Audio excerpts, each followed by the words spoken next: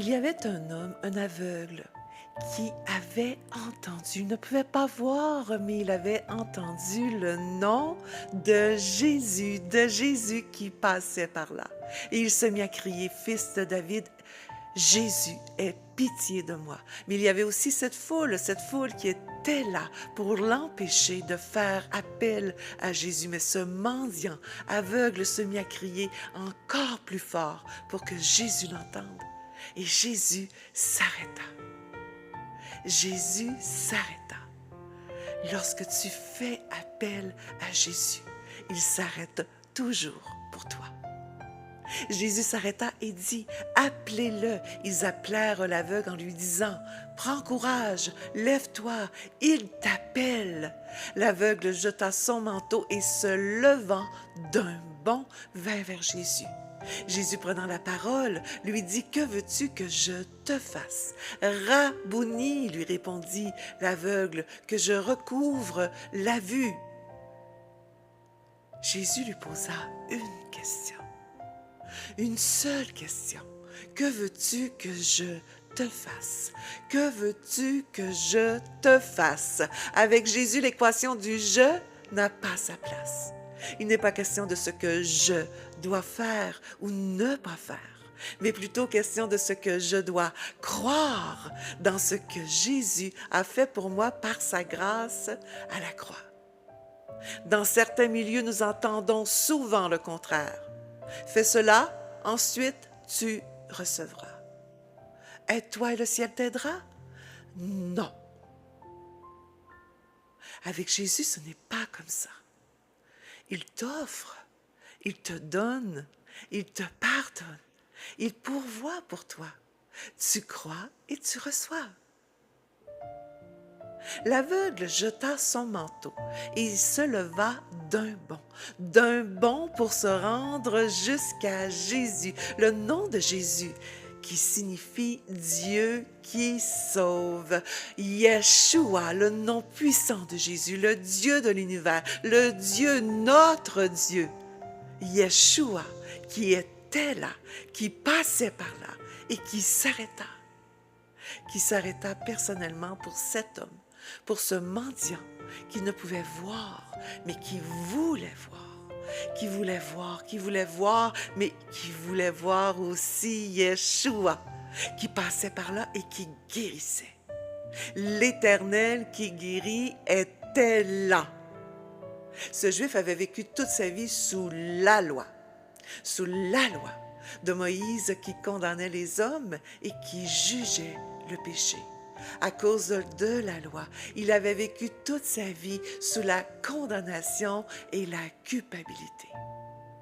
Mais il avait entendu le nom de Jésus, ce Dieu qui sauve. Mais il avait aussi dit « Fils de David », car il savait ainsi que Jésus était le Messie tant attendu. Le descendant de la lignée royale de David, le roi David, un homme selon le cœur de Dieu, un homme selon son cœur. Pourquoi? Eh bien parce qu'il avait reçu la révélation de son pardon et de sa grâce. Jésus avait déjà dit aussi, « Venez à moi, vous tous qui êtes fatigués et chargés. » Et dans les faits, d'après les Grecs, Jésus disait, « Venez à moi, vous tous qui êtes fatigués et chargés de la loi, de la condamnation et de la religion. » C'était une belle invitation qui nous concerne nous aussi encore aujourd'hui et aussi pour cet homme aveugle qui avait maintenant confiance en ce que Jésus pouvait faire pour lui. Dans sa grâce. C'est pourquoi Jésus lui dit, « Va, ta foi t'a sauvé. » Aussitôt, il retrouva la vue et suivit Jésus dans le chemin. Et d'après le grec, dans les faits, Jésus disait, « Va, ta confiance en moi et non en toi-même t'a sauvé. » Voilà un autre miracle de guérison de Jésus, le sauveur de l'humanité. Jésus n'avait pas exigé de lui qu'il demande pardon pour son péché. Jésus n'avait pas exigé de lui qu'il demande pardon pour être guéri. Jésus n'a même pas tenu compte de son péché et il fut guéri. La non-condamnation libère toujours la guérison et Jésus pardonne toujours sans condition. Et c'est ce que le roi David, cet homme selon le cœur de Dieu, avait aussi compris par révélation lorsqu'il a déclaré avant la croix, dans le psaume 103, c'est lui qui pardonne toutes nos iniquités et qui guérit toutes nos maladies. Cet homme pouvait enfin voir. Et je pense à toi et moi qui avons cru sans encore l'avoir vu. Parce que nous avons fait ce pas de foi, ce bond de foi pour confesser son nom, le nom de Jésus doux, humble et doux, le ressuscité vivant en nous. Cet homme maintenant guéri n'était pas né de nouveau, n'avait pas reçu cette même mesure de foi que nous avons tous reçue à notre nouvelle naissance. Et à la lumière de l'œuvre achevée de la croix pour nous, la foi, c'est prendre ce qui nous appartient déjà, tel que la guérison, par exemple. Grâce aux meurtrissures de Jésus, dès ta nouvelle naissance, tu as reçu la vie Zoé de Dieu, la vie divine de Dieu en toi par le Saint-Esprit. Ton esprit est revenu à la vie avec Christ. Tu as reçu la vie et l'abondance grâce à son sacrifice. C'est pour cette raison que tu es déjà guéri. Si tu doutes de cette provision, c'est que tu n'as pas confiance. Confiance dans ce que Jésus a fait pour toi à la croix.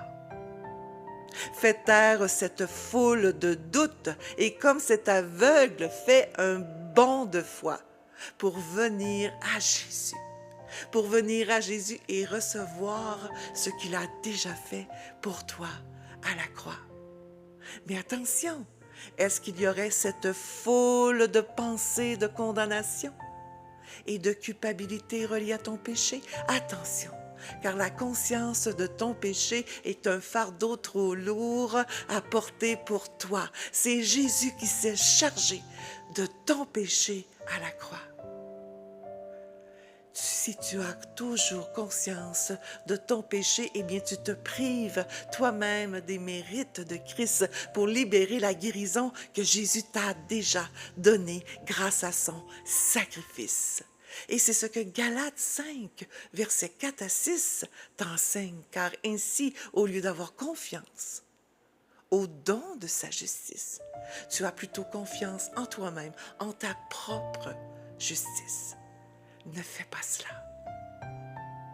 Marc 11, 22 nous dit, Jésus prit la parole et il leur dit, « Ayez foi en Dieu. Je vous le dis en vérité, si quelqu'un dit à cette montagne, ôte-toi de là et jette-toi dans la mer, et s'il ne doute point en son cœur, mais croit ce qu'il dit arrive, il le verra s'accomplir. C'est pourquoi je vous le dis, tout ce que vous demanderez en priant, croyez que vous l'avez reçu et vous le verrez s'accomplir. » Mais attention, ayez foi en Dieu, c'est ayez la foi de Dieu. Pourquoi? Eh bien parce que nous sommes faits à la ressemblance de Dieu. Dieu a parlé et la lumière fut. Nous aussi, nous parlons parce que nous croyons. Mais s'il ne doute point en son cœur. Attention, oui, car le mot doute signifie se condamner ou se juger négativement. En fait, s'il ne se condamne point en son cœur pour son péché, mais croit ce qu'il dit arrive, il le verra s'accomplir. En fait, Jésus disait aux disciples qui avaient vécu toute leur vie sous la condamnation, reliée à leur péché. Il leur disait ceci, vous pouvez déclarer des bonnes choses, mais soyez assurés de ne pas avoir de la condamnation dans votre cœur au sujet de vos péchés et de l'opinion que vous avez à mon sujet afin que votre foi soit libérée. Les disciples, oui, avaient vécu sous la condamnation, la loi qui condamnait et qui condamnait. Ils n'avaient donc pas reçu encore l'entière révélation de la grâce de Jésus et de son pardon, qui pardonne, oui, et qui oublie aussi le péché. Il y a une leçon d'amour importante ici qui s'impose de Jésus. Oui, car il nous démontre ainsi clairement que la condamnation, la conscience du péché nous empêche de recevoir la guérison. Mais grâce à Jésus, tu es libéré de ce péché parce que c'est Jésus, je le répète, qui s'en est chargé.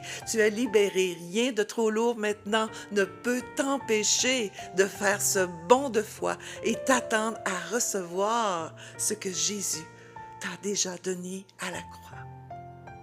Tout ce que vous demanderez en priant, croyez que vous l'avez reçu et vous le verrez s'accomplir. Tu as reçu la guérison, ta guérison. Jésus s'est arrêté aussi pour toi à la croix sur le mont Golgotha. N'oublie jamais cela. Donc voilà, bonne méditation, bonne réflexion. Je te dis à bientôt. Tu es béni. Bye bye.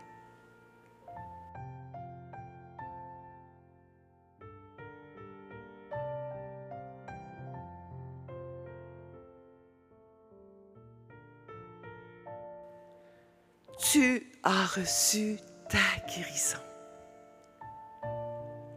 Jésus s'est arrêté pour toi sur le mont Golgotha à la croix. N'oublie jamais cela. Donc voilà, je te laisse méditer sur tout ce que je viens de te partager. Bonne méditation, bonne réflexion. Sois béni, à bientôt.